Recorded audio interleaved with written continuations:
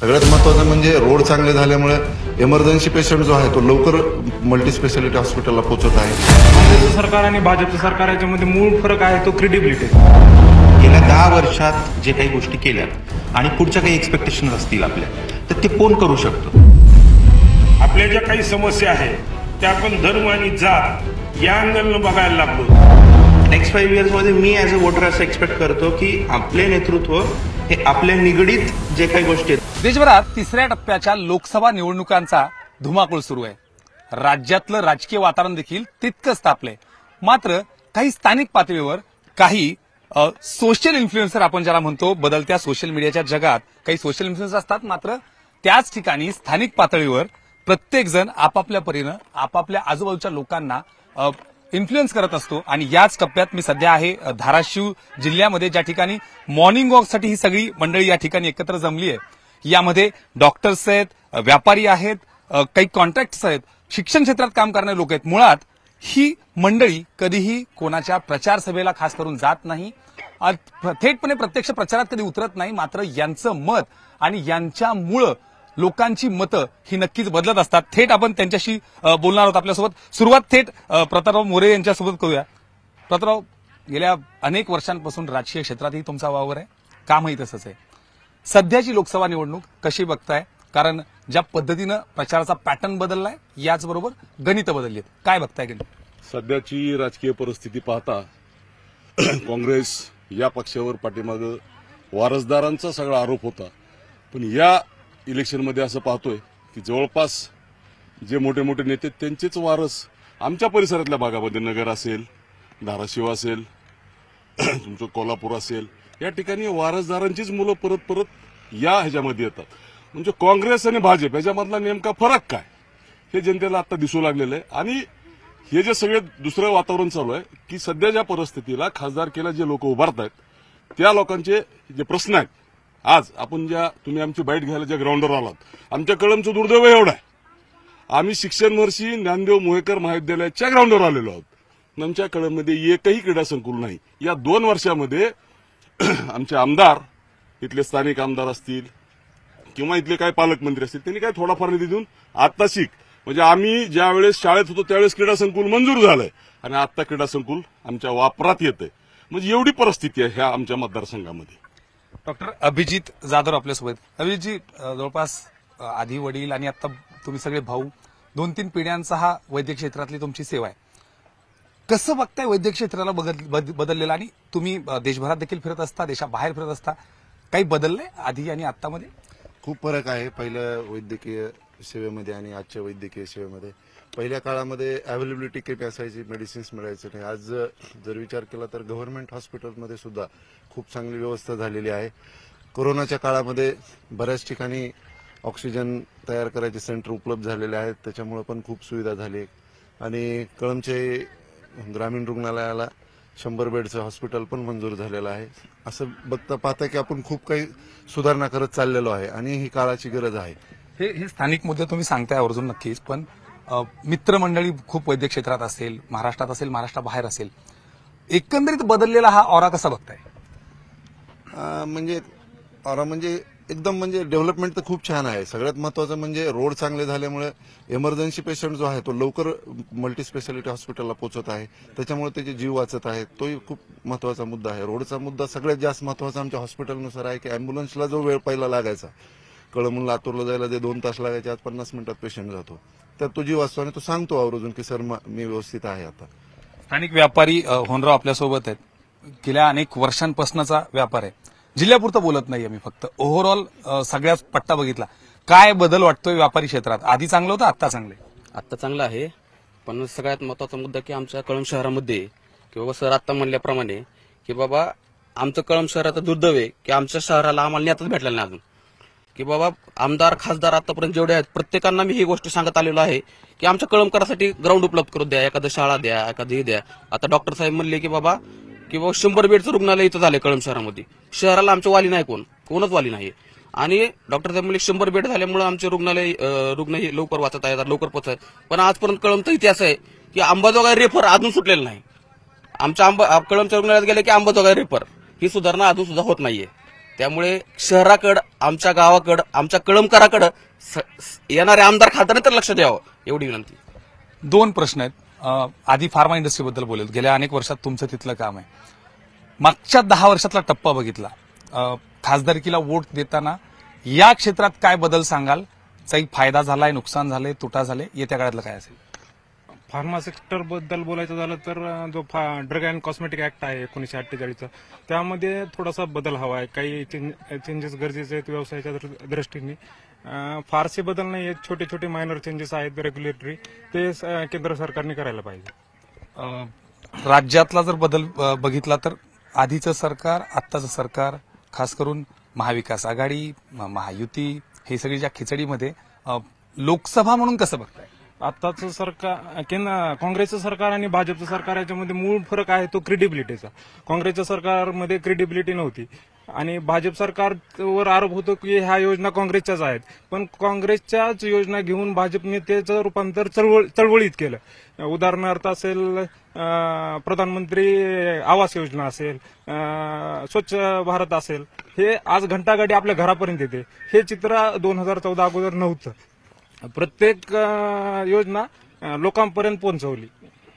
प्रत्येक योजना लोकांपर्यंत पोहोचवली म्हणताय. ज्या पद्धतीनं हा सगळा प्रवास हे लोक सांगतायत, पडतायत लोकसभेला मतदान करताना काय मुद्दे लक्षात घेतले पाहिजेत, काय विचारात घेतले पाहिजेत? कुठल्याही म्हणजे स्थानिक मुद्दे नाही तर राष्ट्रीय पातळीचे मुद्दे. आम्ही मागील 10 वर्षापूर्वी ज्या अपेक्षेनं सरकार बदललं गेलं होतं, सुरुवातीला वाटलं होतं की अपेक्षा फारच बदलतील, इतका बाऊ झाला.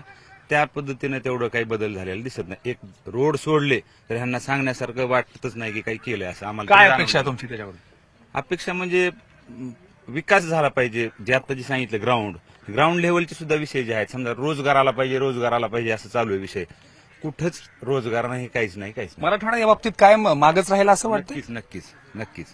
दरवेळेसची निवडणूक ही रस्ते, वीज, पाणी याच्यावर होते, पण ही निवडणूक ह्या मुद्द्यावर नाही. बेसिक मुद्दे भाजप सरकारने सोडवले आहेत. ही निवडणूक रोजगार, डेव्हलपमेंट याच्यावर होते. बेसिक मुद्दे काँग्रेसनी सोडवले नव्हते. बेसिक मुद्द्यावर उत्तर भाजप सरकारने दिलं. 10 वर्ष झालं सरकार आहे. माझ्या जिल्ह्याला आजपर्यंत एक पण 2-2.5 वर्ष असेल ना बहुतेक खासदार काहीतरी सत्तेमध्ये, काहीच नाही. शेजारी बीड बघा, लातूर बघा, सोलापूर बघा, काहीच नाही ना. कुठं नवीन रोजगार कुठं निर्मिती झाली आहे? पण मी बळभू तुमच्याकडे येतो. जुने कॉन्ट्रॅक्टर आहेत, स्वतःच्या उद्योगात हे आहेत. कळमचा पॅटर्न जर बघितला, म्हणजे मी कळमपुरतं बोलतच नाही, खास करून धाराशिवचा पॅटर्न, इथल्या मतदानाची स्टाईलच वेगळी आहे. फोन उचलतो म्हणून मतदान, जे काही ब्रँडिंग इथं होते, पडते फक्त फोनवर कामं होतात ना, बऱ्यापैकी होतात. आणि फोन रिसिव्ह करणं आज गरज आहे. त्यासोबत विकास करणं पण गरजेचं आहे. सत्तेत असल्यावरचा आणि सत्तेबाहेर असल्याचा पण डिफरन्स आहे. कारण काय, आकांक्षित जिल्हा आहे आपला, काय मागास म्हणतात, पण काहीच आपल्या ह्याच्यात म्हणजे विरोधक आहे म्हणून कामं द्यायचे नाहीत, शासकीय योजना द्यायच्या नाहीत, म्हणजे बरेच प्रॉब्लेम होत आहेत. काय तर सरकारने पण कुणीही सत्तेत राहू, त्यांनी किंवा मागास जिल्हा आहे, हे आहे, सीआरएफ दिलं पाहिजे. बरेच म्हणजे ग्रामीण रस्ते झाले पाहिजेत. आज हाल भरपूर चालू आहेत आपल्या उस्मानाबाद जिल्ह्याचे, तर ते थोडंफार लक्ष दिलं पाहिजे. डॉक्टर अडसूळ आपल्या सोबत आहेत. वैद्यक क्षेत्रात तुम्ही देखील काम करताय. जिल्हा म्हणून नाही, पण वैद्यकीय क्षेत्रातले बदल, म्हणजे आजूबाजूला काही मोठं बदल असं अपेक्षित येत्या काळात तसा हे करताय? येत्या काळात म्हणजे कसं, बिल्डिंग झालं, इन्फ्रास्ट्रक्चर झालं म्हणजे विकास झाला असं नाही, तर त्याला पूरक असं मनुष्यबळ पण द्यायला पाहिजे, ज्याच्यात की मॅन पॉवर, सरकार, नोकर भरती ह्या पण आवश्यक आहे. आपण मोठं इन्फ्रास्ट्रक्चर किंवा फॅसिलिटी आणून काही उपयोग नाही त्याच्यासोबत. आणि करार पद्धती जी आहे वैद्यकीय क्षेत्रात सध्या गव्हर्नमेंटमध्ये, कॉन्ट्रॅक्च्युअल पोस्ट, त्या बंद करून त्यांनी परमनंट भरायला पाहिजे. वैद्यकीय क्षेत्रात फक्त इन्फ्रास्ट्रक्चर नाही तर मनुष्यबळ, ज्याला आपण म्हणतो की शिकलं सवरलेलं किंवा त्याला पूर्णपणे कार्य केलेलं.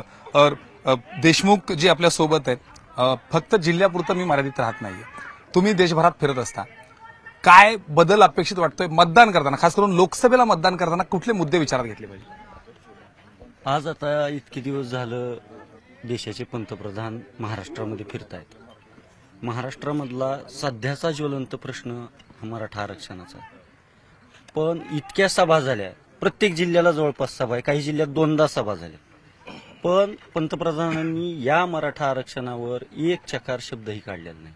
इतका ज्वलंत प्रश्न असताना सुद्धा पंतप्रधानांचं जर लक्ष नसेल तर छोट्या छोट्या प्रश्नांकडे यांचं केव्हा लक्ष जाणार? पण तो मराठा आरक्षणाचा प्रश्न हा मागच्या 10 वर्षात आला आहे की आधीपासून नाही? कारण अनेक सरकार बसली, अनेक सरकार येऊन गेली आहेत. पंतप्रधानांना दोष देणं कितपत योग्य राहील?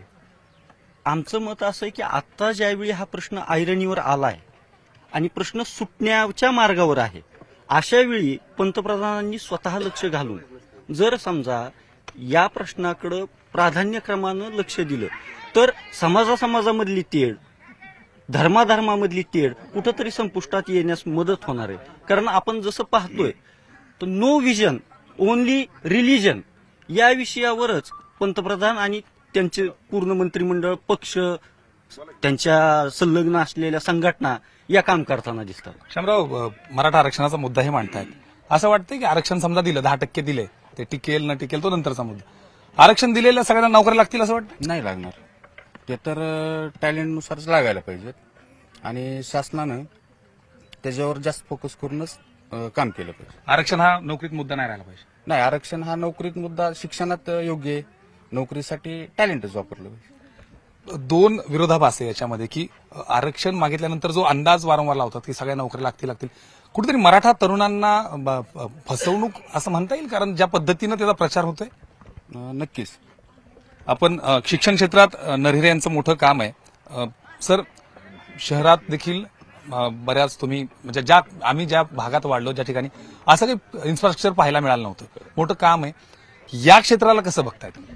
सर, मी या क्षेत्राला बघण्यापूर्वी काही सरकारच्या, कारण आपण काय करतोय, ही इलेक्शन कशासाठी आहे हे मूळ आपण बघितलं पाहिजे. ही इलेक्शन जे आहे ते स्थानिक मुद्द्यावरती चर्चा करण्यापेक्षा अगदी देशाच्या पातळीवरती हा विचार केला पाहिजे.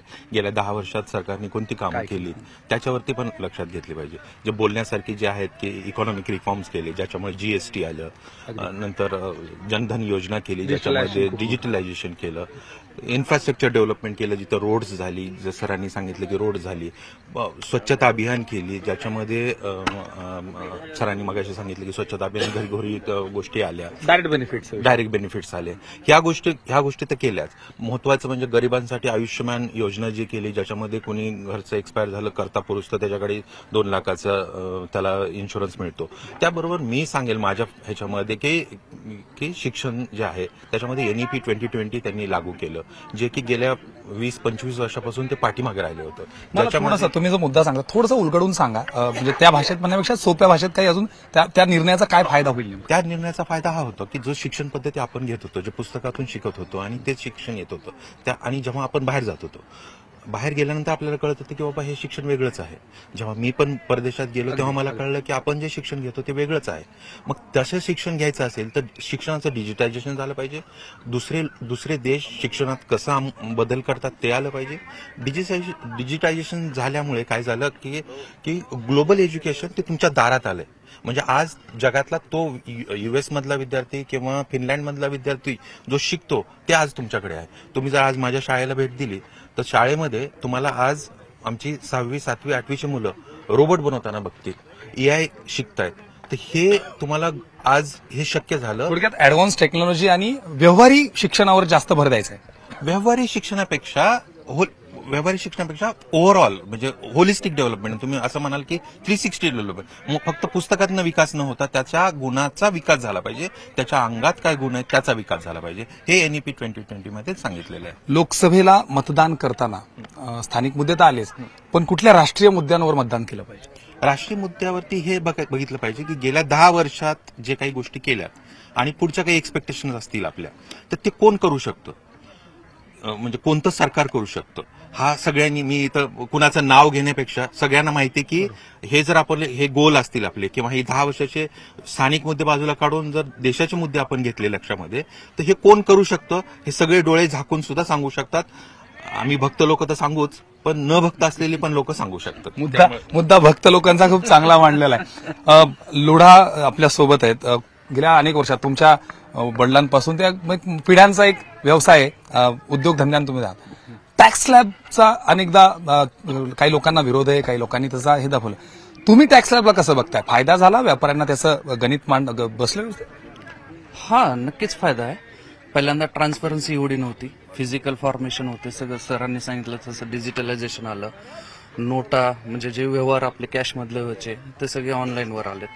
ज्याचा एक ट्रॅक रेकॉर्ड मागे राहतोय आणि त्याच्यामुळे जो गव्हर्नमेंटला कलेक्शन जास्तीत जास्त पद्धतीचं होतं, जे कलेक्शन टॅक्स कलेक्शन असेल, ओके, जसं कालचाच आकडा आलाय की जीएसटी कलेक्शन 2 लाख करोड, म्हणजे जे पहिल्यांदा 20-30 हजार करोड पर्यंतच होते, जे फिजिकल फॉर्मेशन मध्ये होते, जे त्यांना वापरता येत नव्हते, तेच तुम्हाला डिजिटलायझेशन मोडमध्ये येत. आणि म्हणजे मागच्या महिन्याचा आकडा आजच आलाय, जो वर्षानुवर्ष लागायचा आपल्याला आकडा येण्यास, ओके, तोच पैसा वापरण्यात येतोय, तोच पैसा फिरतोय, त्याच्यामुळे अजून जनरेशन होतोय, पैसा जनरेशन होतोय. आणि जे म्हणतायत की बाबा रोजगार नाहीये, रोजगार हा फक्त सरकारी नोकरी म्हणूनच न पाहता आपण स्थानिक लोकलवर किंवा जिथे तुम्ही राहतात तिथेही तुम्ही तुमच्या पद्धतीनं काम करू शकतात आणि त्याहून फायदा होऊ शकतो तुम्हाला. कनेक्टिव्हिटी वाढली म्हणजे आजूबाजूचे रस्ते वाढले, रोड वाढले, त्याचा उद्योग ऑब्व्हियसली पहिल्यांदा ट्रान्सपोर्टेशन तुम्हाला माहिती आहे की मला मुंबई पुण्यावरून आणायला एक हार्डली 8 ते 15 दिवस लागायचे. आज मी तुमची आज ऑर्डर घेतली, तुम्हाला उद्या देऊ शकतो. हा फरक झाला खूप मोठा. तीर्थंकर सर सोबत आहेत आपल्या. एक प्रवास जर बघितला, शिक्षण क्षेत्र, तुम्ही सामाजिक क्षेत्रात काम करताय, रोटरीच्या माध्यमातून ऍक्टिव्ह असता, काय मुद्दे घेऊन पुढे गेलं पाहिजे या टप्प्यावर? बरोबर, आपण लोकसभेच्या इलेक्शनला सामोरं जातोय. 1950ला आपण दुहेरी म्हणजे संघ शासन पद्धती आपण स्वीकारली. त्याच्यामध्ये स्पष्टपणे केंद्र सरकार, राज्य सरकार हे 2 शासन स्वतंत्र निर्देशित केलेले. इव्हन त्यांचे अधिकार सुद्धा केंद्रानं कुठल्या विषयावरती फोकस केला पाहिजे, राज्यानं कुठल्या विषयावरती फोकस केला पाहिजे, हेही आपल्या या सूचींमध्ये, यादींमध्ये, संविधानातल्या आपल्याला पाहायला मिळतंय. पण आज जर का आपण दृष्टिक्षेप टाकला तर आपल्याला सत्तेचं विकेंद्रीकरण हा लोकशाहीचा गाभा आहे आणि सेंट्रलायझेशन होताना आपल्याला फार मोठ्या प्रमाणामध्ये मुद्द्यांचं दिसतंय. आपल्या देशामध्ये मिश्र अर्थव्यवस्था आपण स्वीकारली, ज्याच्यामध्ये खाजगी क्षेत्र आणि सरकारी क्षेत्र यांचं सहअस्तित्व अपेक्षित आहे. पण या अपेक्षेला कुठंतरी हिरमोड झालेला आपल्याला दिसतोय. सरकारांचा खाजगीकरणावरती प्रचंड प्रमाणामध्ये भर आपल्याला पाहायला मिळतोय आणि हे येणारा काळ ठरवेल की हे समाजासाठी मारक आहे का तारक आहे. खाजगीकरणाचा मुद्दा तुम्ही मांडताय, मुद्दा चांगला आहे, पण कुठेतरी असं नाही का वाटत की एखादा म्हणजे आता महाराष्ट्र सरकारचा जर विचार केला फक्त तर पेन्शनवर किंवा त्याच्यावरचा खर्च जो पटीत आहे, जो काम करणाऱ्याला तेवढा पगार मिळत नाही. खाजगीकरणाने ह्याच्यातनं हे कोडं सुटेल, जो काम करतो त्याला पगार मिळेल, जो काम नाही करत त्याला पगार नाही मिळणार. बरोबर राहील. पण आपण एखादी कुठलीही पेन्शनचा तुम्ही मुद्दा घेताय, कुठलीही आपण म्हणजे सरकारी नोकरी करत असताना त्याच्यासाठी त्याचे 25 वर्ष हे शिक्षणामध्ये गेलेले असतात सर्वसाधारणपणे, आणि तो 35 ते 40 वर्ष गव्हर्नमेंटला जर सेवा देत असेल, कुठलाही व्यापारी असेल तो त्याचं बस्तान बसवतो व्यापारामध्ये आणि तो त्याच्या नेक्स्ट जनरेशनला तो शिफ्ट करत असतो, तो एक प्रकारचा व्यापाऱ्याच्या परिवाराला बेनिफिट असतो. याच अनुषंगानं एखादा नोकरदार जर का सेवा देत असेल राष्ट्रासाठी तर त्याच्या उत्तरार्धात पण काही बेनिफिट्स त्याला मिळाले पाहिजेत. त्यामुळे मी पेन्शनचा समर्थक आहे. याचबरोबर अजून एक मी सांगू इच्छितो की आपण 1950ला 1951ला आपली पहिली लोकसभेची निवडणूक झाली. 1948ला आपल्या देशामध्ये अणुऊर्जा आयोगाची स्थापना करण्यात आली. 1951ला आपल्याकडे IIT Indian institute of technology उभा करण्यात आली. 1961ला डॉक्टर साहेब वैद्यकीय क्षेत्रातल्या संशोधनासाठी आपल्याकडे 1961ला संस्था स्थापन करण्यात आली. 1969ला आपण पहिला संगणक आपल्या देशामध्ये आपण तयार केला. ही विजन आता केंद्र सरकारमध्ये दिसत नाहीये. देशाच्या पॉलिसीज वरती काम करताना, देशाच्या पॉलिसीज वरती बोलताना आपल्याला कुठलेही राष्ट्रीय नेते दिसत नाहीयेत. आपल्या ज्या काही समस्या आहेत त्या आपण धर्म आणि जात या अँगलनं बघायला लागलोत आणि हीच खरी मोठी चूक निश्चितच असणार आहे असं मला वाटतंय. या लोकसभेच्या दृष्टीनं पॉलिसीज ऐवजी धर्म आणि जात येते. विश्वजित ठोंबरे आपल्या सोबत आहेत. अनेकदा मुंबई कामं पडत असतात. कसा अनुभव आहे एकंदरीत मागच्या सरकारचा, या सरकारचा, किंवा एक ज्यावेळी कामं पडतात त्यावेळेस? सध्या प्रशासन लेवलचं जे काम आहे ते फार फास्ट होत आहे, पण ज्यावेळेस मंत्र्यांकडे सहीला फाईल जाते ना, 3-3, 4-4 महिने लागतात. असं हे भाजप सध्याचं गव्हर्नमेंट आहे स्टेटमधलं. सेंट्रल गव्हर्नमेंटमध्ये कधी काम पडलं नाही, पण योजना जर गडकरी साहेबांकडे रोडचं खातं आहे तर त्यांनी अफलातून आतापर्यंत कुठल्याही गव्हर्नमेंटनं इतक्या मोठ्या प्रमाणामध्ये, नुसतं महाराष्ट्रातले मंत्री आहेत म्हणून अशातला विषय नाही, त्यांनी ऑल ओव्हर देशामध्ये सुद्धा रोडचं इतकं मोठं इन्फ्रास्ट्रक्चर आणि नेटवर्क उभा केलं. इव्हन जम्मू काश्मीरमध्ये सुद्धा आपण ज्यावेळेस जातो त्यावेळेस सुद्धा तिथले नागरिक भाजप गव्हर्नमेंटला नाव ठेवतात, शिव्या घालतात अक्षरशः. पण म्हणजे गडकरी साहेबांनी भारी हो आमचा बघा, म्हणजे श्रीनगर ते जम्मू रस्ता तुम्ही एकदा जाऊन बघा, काय रोड केला त्या माणसानं. त्या माणसाला भारी समज. पण एकच माणसामुळे सरकार नसतंय, हे पण आपण पॉलिसी सगळे शासन मिळूनच करत असते. एक यांचा अनुभव आहे, एक तुमचा अनुभव आहे. तुमचे मुंबईवाल्या भरपूर असतात. ह्या अनुभवाला कसं बघताय? म्हणजे कामं होत आहेत, बरीच गोष्ट मुंबईतली किंवा ह्याच्यातली काय कशी कामं चालली? कामं होत्यात बऱ्यापैकी, परंतु माझं एक असं म्हणणं आहे सध्या की आपल्याकडे म्हणजे आई वडिलांच्या पुढे पण आपण आपल्या जे नेते म्हणजे त्यांना मानतो. आपली जर संस्कृती पाहिली तर नैतिक अधिष्ठान नावाचा एक प्रकार आहे, तो आज जर पाहिला राजकारणी लोकांकडे तो नैतिक अधिष्ठान नैतिक अधिष्ठानाच्या गोष्टी जेव्हा येतात, आता मला सांगा राज्यातली परिस्थिती काय, कोण कुणासोबत बसले, काय ताळमेळ लागतोय? तीच मूळ शोकांतिका झाली आता सर्वसामान्य माणसाची, की राजकारण्याकडनं आपण बघायचं कसं आणि त्यांच्याकडनं अपेक्षित काय करायचं, कारण त्यांना काय करायचंय ह्याची जाण राहिलेली नाहीये. त्यामुळे सर्वसामान्य माणसाचा लोकशाहीवरचा कुठेतरी विश्वास उठतोय असं वाटायला लागले. आता राष्ट्रवादी सत्तेत, एक राष्ट्रवादी विरोधात, एक शिवसेना सत्तेत, एक शिवसेना विरोधात, आता काँग्रेसच फक्त काहीतरी राहिले, बाकी भाजप चाललं. ह्या सगळ्या खिचडीमध्ये लोकसभा निवडणूक म्हणून कसं बघता राज्यातली परिस्थिती? राज्यातली परिस्थिती पाहत असताना एकंदरीत जर पाहिलं, लोकसभेची निवडणूक जे आहे ते आंतरराष्ट्रीय विषय, संरक्षण विषयक धोरणं आणि जे काही इतर गोष्टी त्याच्याशी संलग्न असायला पाहिजे. सध्याचं सरकार प्रभावीपणे काम करतंय, परंतु ते फक्त काम करणं संयुक्तिक नाहीये. सियाचीनचा जो सध्या मुद्दा आहे तो मुद्दा कुठेही विचारात घेतला जात नाही. संरक्षण विषयक आपले धोरणं काय आहेत, यापूर्वी एवढे मोठे हमला झाला त्या अनुषंगानं काय केलं सेंट्रल गव्हर्नमेंटनं, हेही पाहणं थोडंसं जरुरीचं आहे असं मला वाटतं. सेंट्रल मुद्द्यावर किरण हौसलमल आपल्यासोबत आहेत. किरणजी, अर्थात तुम्ही तर थेटपणे प्रचाराच्या मैदानात नेहमी असताच, जिल्ह्यापुरतं नाही पण कुठल्या मुद्द्यांवर बघताय, ज्या पद्धतीनं प्रचार सुरू आहे, ज्या पद्धतीनं एक अँगल बदलले जात आहेत, काय बघताय तुम्ही? प्रचार तर स्थानिकवरच व्हायला पाहिजे. स्थानिक काय होते मुद्दे त्याच्यावर सध्या चालू आहे, जातीवर चालू आहे, धर्मावर चालू आहे आणि स्थानिकवर व्हायला पाहिजे विषय, वरच्या लेवलला व्हायला पाहिजे, पण ते तसं होत नाही. ठीक आहे, तुम्ही स्थानिकचा मुद्दा म्हणताय, इथल्या भागात स्थानिक मुद्दे काय? एक खासदार असा आहे की म्हणजे विद्यमान खासदार असा आहे की फोन उचलतो, सगळ्यात मोठं ब्रँडिंग तेच आहे, तो मुद्दा आहे. दुसऱ्या बाजूला परत ते घराणेशाही आणि त्याचे वैयक्तिक मुद्द्यावर निवडणूक आली. आपल्या ह्याच्यात फायदा आहे नुकसान आहे काय नेमकं? दोन्ही उमेदवार चांगले नाही.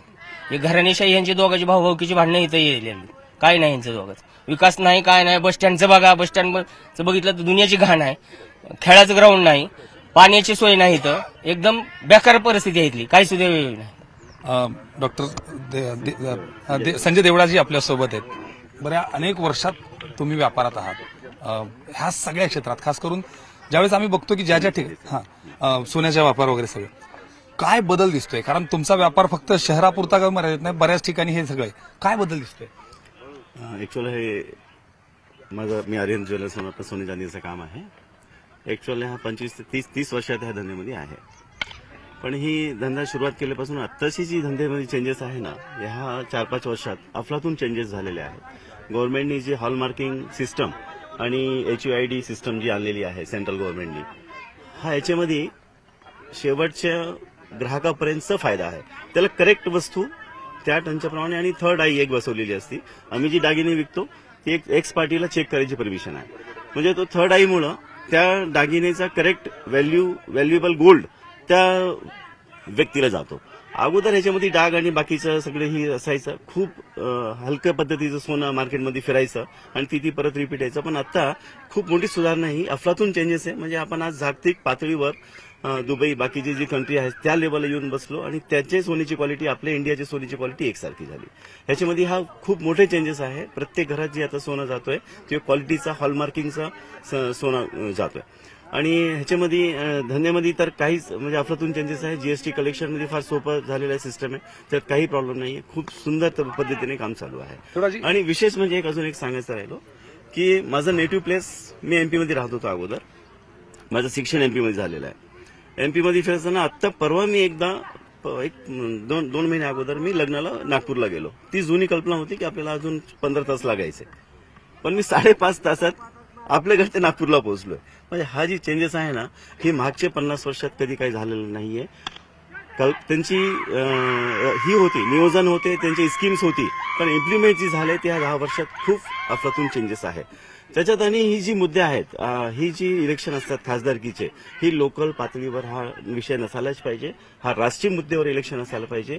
देशाचे धोरण, देशाची प्रगती, देशाचं संरक्षण हा महत्वाचा ह्या इलेक्शनला असायला पाहिजे आणि त्या मुद्द्यावरच वोटिंग व्हायला पाहिजे. जातीपातीचं राजकारण खूप जास्त होऊ लागलं आहे, त्याच्यामुळे खूप डिस्टर्ब आहे. प्रत्येक माणूस डिस्टर्ब आहे. आपली आपली जातीच्या हिशोबाने खासदार आमदार शोधतोय आणि हा देशासाठी घातक, जातीपातीच्या हिशोबाने घातक आहे. प्रणव आपल्यासोबत आहे. Pranav, first time vote, second time vote? Second time vote Pranav करतोय. तरुणांचं काय नेमकं हे, तू आजूबाजूला बघतोय, तू कळमसारख्या ठिकाणी शिक्षण सतत काम करतोय, काय नेमकं या सगळ्या याच्यावर आपले काय मुद्दे असावे? माझं म्हणणं आहे की हे इलेक्शनमध्ये वोटिंग करताना एक आपण स्थानिक मुद्दे साहजिक आहे बघणं, आपण ऍज अ वोटर आपण आजूबाजूचेच मुद्दे बघणार. बट हे जे इलेक्शन आहे ते स्थानिक मुद्द्याचं नसून राष्ट्रीय नेतृत्वाचं आहे. त्यामुळे मी ऍज अ वोटर असं एक्सपेक्ट करतो की मी फ्युचर एक्सपेक्टेशन करतो. म्हणजे आता जे निवडून देणार आहे मी ज्यांना पण, त्यांच्याकडून नेक्स्ट 5 इयर्समध्ये माझे काय एक्सपेक्टेशन्स आहेत हे सहजासहजी मी बघतो. तर मी आता हे मागच्या 10 इयर्समध्ये आपण बघितलं, जवळपास रोड झालेत, इंडस्ट्रियलायझेशन झालंय, जसे म्हणले टॅक्स स्लॅब्समध्ये फरक आहे, हॉस्पिटलायझेशनमध्ये फरक आहे, सगळे आपण बोलणं झालं. बट हे सगळे झाले मेन सिटीजमध्ये, हे सगळे झाले मेट्रो सिटीजच्या निगडीत जे गोष्टी झाल्यात. बट आपण आता नेक्स्ट 5 इयर्समध्ये असं एक्सपेक्ट करणार की आपलं जसं एरिया आहे, आपण थोडंसं खेडेगावाच्या ह्याच्यामध्ये येतो. आपण आहे, सिटी आहेत, बट आपण आता नेक्स्ट 5 इयर्समध्ये एक्सपेक्ट असं करतो त्याला सुधारित खेडं असं म्हणू. म्हणजे हा बरोबर. नेक्स्ट 5 इयर्समध्ये मी ऍज अ वोटर असं एक्सपेक्ट करतो की आपले नेतृत्व हे आपल्या निगडीत जे काही गोष्टी आहेत, म्हणजे आता सिटी झाले, मेट्रो सिटीज झाले, की आता खाली येतील, आता तालुका लेवल येतील, विलेजेस येतील. हे जे रोड्स आता आपण हायवेज झाले, 8 लेन हायवे झाले, हे आता आपण एक्सपेक्ट करतो की 2 लेन हायवेज वरती येतील. तर हे सगळे गोष्टी जे आपले एक्सपेक्टेशन्स आहेत ते ऍक्च्युअली कोण पुरं करू शकतं आणि कोण त्याचं एक लीडर महत्वाचा असतो. म्हणजे खालचे मंत्री वगैरे असतातच, बट लीडर जो करून घेणारा असतो तो महत्वाचा असतो. आणि मला वाटतं की त्यासाठी ज्यांना निवडून द्यायचं असेल त्यांचं आपण हे बघितलं पाहिजे की ते नेक्स्ट 5 इयर्समध्ये हे करून देऊ शकतात का आपल्याला, ते करून मी मतदान करेन. खूप क्लिअरिटी आहे. खरं तर एवढी क्लिअरिटी आपल्याला पुढच्या 5 वर्षात काय पाहिजे ही स्पष्ट क्लिअरिटी आहे. मी परत एकदा अभिजित डॉक्टरकडे जाणार आहे. काल आपण बोलताना एक मुद्दा बोललो होतो की आजूबाजूचे मतदारसंघ पूर्णपणे जातीवर येऊन ह्या सगळ्या निवडणुका येऊन थांबल्यात असं वाटतंय का?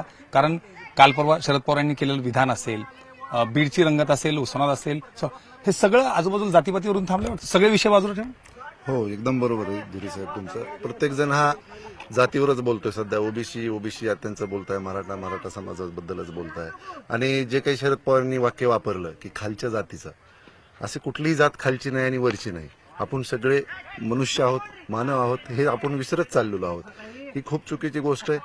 सुशिक्षित समाज आपल्या महाराष्ट्रात खूप आहे आणि त्यांना भरकोटलं जात आहे एवढं मला फक्त चित्र दिसतंय. मूळ मुद्दे जातीवरून थांबतात. नरेंद्रजींना काहीतरी बोलायचंय, पण ज्या निवडणुका आता बघतोय हाच विषय, गणित फक्त जातीवरच येऊन थांबले. गणित जातीवरती येत आहेत जसं, पण त्याबरोबरच आपण जो विकास झालाय त्याच्यावरती बघितलं पाहिजे. आता एखादं एक्झाम्पल घेऊ आपण की एखादा वडिलांनी काहीतरी धंदा चालू केला गेल्या 50 वर्षापूर्वी. त्यांनी सुरुवात केली, एखादं छोटंसं दुकान केलं, मुलगा आला, त्यांनी त्या दुकानाचा मॉल तयार केला. तर तुम्ही त्या वडिलांना म्हणणार की दुकान तुम्ही केलं का त्या मॉल त्यांनी बनवला, त्याला तुम्ही म्हणणार की ह्याच्या कर्तृत्वावर हे मॉल झाला. यांनी म्हणले की 3 IIT होते, तुम्ही गेल्या 10 वर्षात 6 नवीन IIT झाले, 270 मेडिकल कॉलेजेस झालेत गेल्या 10 वर्षामध्ये एम्स. तर हा विचार बघितला पाहिजे. तुम्ही तेच माझ्या वडिलांनी केलं होतं 5 वर्षापूर्वी, 50 वर्षापूर्वी झालं होतं ते न करता गेल्या 10 वर्षात काय झालं हे मुद्दे पण तेवढेच महत्वाचे आहेत. आणि तुम्ही जेव्हा म्हणतात की जॉब्स आले पाहिजे, जॉब्स कधी येतील, जॉब्स जेव्हा येतील जेव्हा स्किल डेव्हलपमेंट असेल. तर तुम्ही जर केंद्र सरकारच्या योजना बघाल, स्किल डेव्हलपमेंटच्या योजना आहेत. तर स्किल डेव्हलपमेंटच्या योजना जर तुम्ही आणल्या तर तुमच्याकडे ऑटोमॅटिक जॉब क्रिएट होतील. जॉब क्रिएट झाले की इकॉनॉमी ऑटोमॅटिक येईल. तर ही एक सायकल आहे. तर त्याच्यामुळे आपण की जॉब्स नाहीत येत किंवा जातीवाद होतोय किंवा आधीच्या गव्हर्नमेंटनी हे केलं होतं 50 वर्षापूर्वी काही आम्ही जगलोच नव्हतो का? आपण जगत होतो. त्या दिवस दुकान जसं एक्झाम्पल त्यावेळेस दुकान होतं, ते घर खात होतं त्या दुकानात, पण आता मॉल झालं तो गाडीमधनं माडीमधनं फिरतोय.